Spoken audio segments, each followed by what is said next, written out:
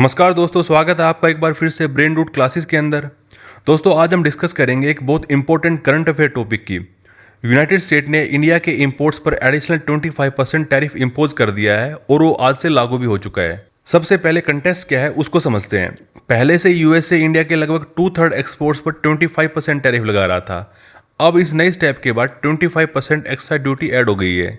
इसका मतलब क्या है, अगर पहले कोई Indian product worth of 100 rupees US market में जाता था तो उस पर 25 एक्स्ट्रा ड्यूटी लगती थी, लेकिन अब वही प्रोडक्ट 50 रुपीज़ एक्स्ट्रा ड्यूटी के साथ यूएस मार्केट के अंदर एंटर करेगा। इससे इंडियन गुड्स की जो कम्पिटिटिवनेस है वो अमेरिकन मार्केट के अंदर कम हो जाएगी। तो दोस्तों ये टॉपिक हमारे लिए इंपॉर्टेंट क्यों है? जीएस पेपर 2 जिसके अंदर बायलेटरल रिलेशन और इंटरनेशनल ग्रुपिंग्स हैं उसके हिसाब से ये इंपॉर्टेंट है। उसके अलावा जीएस पेपर 3 जिसके अंदर इकोनॉमी, ग्लोबल ट्रेड और WTO के इश्यूज़ हैं, इन सब को देखते हुए ये टॉपिक हमारे लिए इंपॉर्टेंट बन जाता है। तो चलो डिस्कस करते हैं इस टॉपिक को काफ़ी डिटेल के अंदर। दोस्तों अब हम बात करेंगे हाई टैरिफ्स का इंडिया पर क्या असर है, खासकर यूएस द्वारा 25% एडिशनल टैरिफ लगाने के बाद। सबसे पहले एक्सपोर्ट्स पर सीधा असर पड़ेगा। GTRA की रिपोर्ट कहती है कि 2024-25 में इंडिया के यूएस को एक्सपोर्ट लगभग $87 बिलियन के थे, लेकिन नई टैरिफ के बाद ये गिरकर 2025-26 में सिर्फ $49.6 बिलियन रह सकते हैं। यानी कि इंडिया के एक्सपोर्ट रिवेन्यू शार्पली गिरेंगे और फॉरेन एक्सचेंज अर्निंग पर भी प्रेशर आएगा।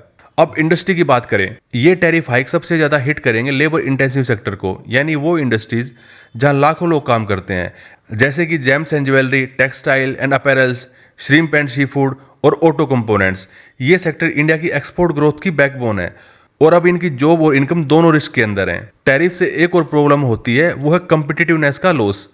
इंडियन गुड्स यूएस मार्केट में महंगे हो जाते हैं, इसकी वजह से बायर्स दूसरे देशों के सामान लेना शुरू कर देंगे, जैसे वियतनाम, बांग्लादेश और मैक्सिको। इन देशों को अब वो ऑर्डर मिल सकते हैं जो पहले इंडिया को मिलते थे। दोस्तों टैरिफ का असर सिर्फ ट्रेड तक नहीं है, ये इन्वेस्टमेंट क्लाइमेट पर भी असर डालता है। एक्सपोर्ट ओरिएंटेड सेक्टर में FDI इनफ्लो कम हो सकते हैं, साथ ही फॉरेन पोर्टफोलियो इन्वेस्टर भी मार्केट से पैसा निकल कर जा सकते हैं। इससे स्टॉक मार्केट और डेट मार्केट दोनों में वॉलेटिलिटी बढ़ सकती है। सो दोस्तों ये टैरिफ हाइक इंडिया के लिए बहुत बड़ा चैलेंज है। एक्सपोर्ट रेवेन्यू शार्पली गिर सकते हैं, लेबर इंटेंसिव सेक्टर और जॉब पर सीधा असर पड़ सकता है, इंडिया की जो ग्लोबल कम्पिटिटिवनेस है वो कम हो जाएगी, इन्वेस्टमेंट और मार्केट में इंस्टेबिलिटी आएगी। तो दोस्तों ये सिर्फ ट्रेड प्रॉब्लम नहीं है, ये एक डेवलपमेंट और एम्प्लॉयमेंट चैलेंज भी है इंडिया के लिए।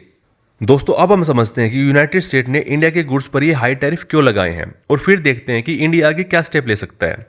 सबसे पहली बात करें, रीजन क्या है। यूएस ने ऑफिशियल रीजन तो नहीं बताए, लेकिन कुछ की फैक्टर्स क्लियर दिखते हैं, जैसे कि protection of domestic industries. Global supply chain shift हो रही है। यूएस चाहता है कि उसके लोकल मैन्युफैक्चरर्स सस्ते इंपोर्ट से बचें।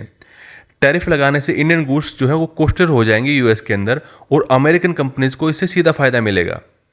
उसके अलावा ट्रेड पॉलिसी डिस्प्यूट्स की अगर बात करें, यूएस कई बार इंडिया की ट्रेड पॉलिसी से अनहैप्पी रहा है।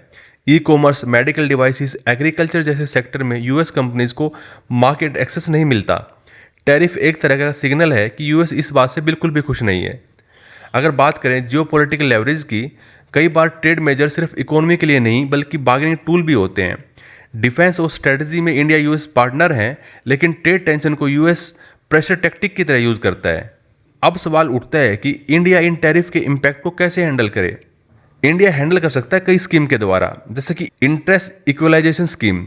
इस स्कीम को फिर से स्टार्ट करना चाहिए। इससे MSMEs को लो कॉस्ट एक्सपोर्ट क्रेडिट मिलेगा और फाइनेंसिंग प्रेशर कम होगा। उसके अलावा टारगेटेड क्रेडिट लाइंस की अगर बात करें तो सेक्टर जैसे श्रिम्प, अपैरल्स, ज्वेलरी और हैंडीक्राफ्ट सबसे ज़्यादा हिट हुए हैं। गवर्नमेंट इनके लिए स्पेशल क्रेडिट लाइन बना सकती है ताकि लिक्विडिटी बनी रहे और प्रोडक्शन कंटिन्यू हो। उसके अलावा अगर बात करें एनहांसिंग एक्सपोर्ट इनिशिएटिव्स की, तो दोस्तों स्कीम जैसे RODTEP, उसके अलावा ROSCTL, इन सबको मजबूत करना होगा। ये स्कीम एक्सपोर्टर्स को टैक्स रिबेट और कैश फ्लो रिलीफ देती हैं, जिससे टैरिफ डिसएडवांटेज कुछ हद तक कवर हो सकता है। उसके अलावा अगर बात करें मार्केट डाइवर्सिफिकेशन की, इंडिया को यूएस पर ओवर डिपेंडेंस कम करनी होगी। Africa, south east Asia, Latin America, Europe और जापान जैसे मार्केट में एक्सपोर्ट एक्सपेंड करने होंगे। सेक्टर स्पेसिफिक ट्रेड मिशंस भी ऑर्गेनाइज करने चाहिए। उसके अलावा अगर बात करें सिंप्लीफिकेशन एंड रैशनलाइजेशन की, तो एक्सपोर्टर्स के लिए कॉम्प्लाइंस रूल्स को सिंपल बनाना होगा। साथ ही रॉ मटेरियल जैसे कॉटन, लेदर और जेम्स पर एक्सपोर्ट ड्यूटी रैशनलाइज करनी होगी। इससे इनपुट कॉस्ट घटेगा और इंडियन प्रोडक्ट्स ग्लोबली कम्पिटिटिव होंगे। तो दोस्तों यूएस टैरिफ इंडिया के एक्सपोर्ट्स के लिए शॉर्ट टर्म चैलेंज जरूर है, लेकिन सही फाइनेंशियल सपोर्ट, इनिशिएटिव स्कीम्स, नए मार्केट और बेटर पॉलिसी से इंडिया इस चैलेंज को अपॉर्चुनिटी के अंदर बदल सकता है। दोस्तों अब हम आखिर में बात करेंगे उन लॉन्ग टर्म स्ट्रेटेजीज की जो इंडिया को टैरिफ प्रेशर हैंडल करने और अपने एक्सपोर्ट इंटरेस्ट प्रोटेक्ट करने के लिए अपनानी चाहिए। सबसे पहली स्ट्रेटेजी है डायरेक्ट नेगोशिएशन। इंडिया को यूएस से बायलैटरल डिस्कशन करना चाहिए या फिर डब्ल्यूटीओ फ्रेमवर्क का इस्तेमाल करना चाहिए। लीगल और डिप्लोमेटिक रूट से इंडिया टैरिफ रिलीफ और फेयर मार्केट एक्सेस पुश कर सकता है। दूसरी स्ट्रेटेजी है moving up the global value chain. अभी हमारे कई एक्सपोर्ट्स रॉ या सेमी प्रोसेस्ड प्रोडक्ट्स हैं। अगर हम वैल्यू एडिशन करें, जैसे कट डायमंड एक्सपोर्ट करने की जगह फिनिश ब्रांडेड ज्वेलरी एक्सपोर्ट करें, तो टैरिफ का असर कम होगा। तीसरी स्ट्रेटेजी है क्वालिटी और ब्रांडिंग पर फोकस करना। मेक इन इंडिया के तहत अगर Indian products high standards, sustainability और यूनिक फीचर्स के लिए जाने जाएं तो वो डिफरेंशियल प्रोडक्ट बनेंगे। ऐसे प्रोडक्ट्स पर सिंपल प्राइस बेस्ड टैरिफ का इंपैक्ट काफी कम होता है। चौथी स्ट्रेटेजी है रीजनल ट्रेड एग्रीमेंट को मजबूत करना होगा। भविष्य में इंडिया आरसीपी जैसे फ्रेमवर्क ज्वाइन कर सकता है या ईयू, यूके और अन्य पार्टनर के साथ bilateral free trade agreement expand कर सकता है। इससे हमारे एक्सपोर्टर्स को अल्टरनेटिव मार्केट मिलेंगे और यूएस पर ओवर डिपेंडेंस जो है कम की जा सकती है।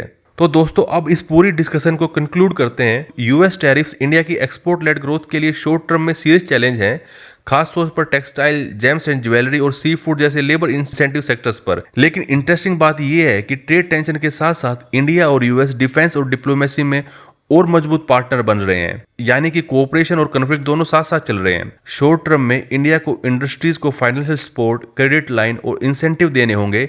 मीडियम और लॉन्ग टर्म में हमारी स्ट्रेटेजी होनी चाहिए एक्सपोर्ट मार्केट को डाइवर्सिफाई करना, कॉम्पिटिटिवनेस को इंप्रूव करना और प्रोडक्ट क्वालिटी और ब्रांडिंग को एनहेंस करना, और साथ ही डिप्लोमेटिक एंगेजमेंट को स्ट्रेंथन करना।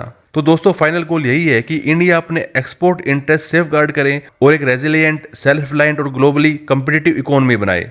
तो दोस्तों याद रखिए, चैलेंजेस आएंगे, लेकिन सही पॉलिसीज और स्ट्रेटेजीज से इंडिया इन चैलेंजेस को अपॉर्चुनिटी में बदल सकता है। तो दोस्तों अगर आपको ये टॉपिक अच्छा लगा हो तो कमेंट कर जरूर बताएं, अपने दोस्तों के साथ शेयर करें और बेल आइकन को दबाना बिल्कुल ना भूलें, ताकि हर नए लेक्चर की नोटिफिकेशन आपको टाइम पर मिलती रहे। मिलते हैं अगली वीडियो में, तब तक के लिए धन्यवाद।